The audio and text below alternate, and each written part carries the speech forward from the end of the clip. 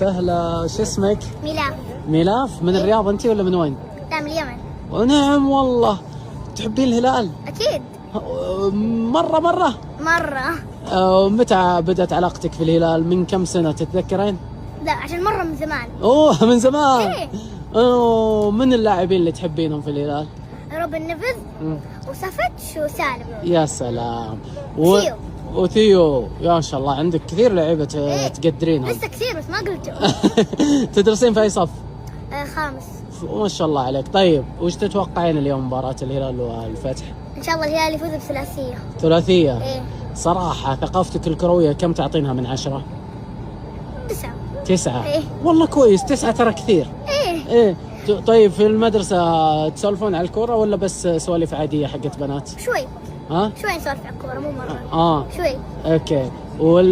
وش تقولين لهم في المدرسة عن الكورة؟ عن الهلال. وأعلمهم عن اللعيبة. وأقول عن فن الهلال.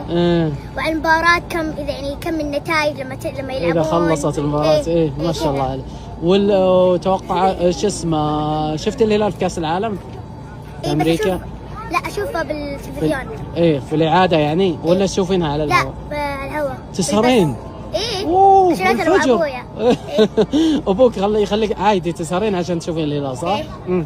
طيب أعطيني لاعب في الهلال ودك يعني تقابلينه.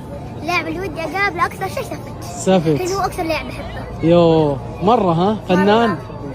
مرة. إيه. والمدرب ايش رايك فيه؟ احلى مدرب، احسن من خيسوس. افضل خيسوس خلاص سووا معاه مقابله حق النصر وقال انه الهلال مو قد. والله قهرك؟ ايه اكيد. يقهر مره خلاص ما نحتاجه معنا انزاجي خلاص يعني انزاجي احسن واحد خلاص. أكيد. احسن من جيسوس؟ اوف كورس. كمان يلا يعطيك العافيه. شكرا. قلتي لا جامي ايش فيه؟ انقذنا لما كنا مع مانشستر سيتي ولا كان كنا بنتعادل 4-4. وش سوى؟ سوى صد الكورة من على الباب.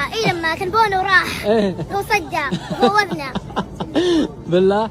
وش تقولين لعلي لا جامي؟ برسل له المقطع هذا، وش تقولين له؟ انه احسن مدافع بالعالم. يا سلام عليك. شكرا.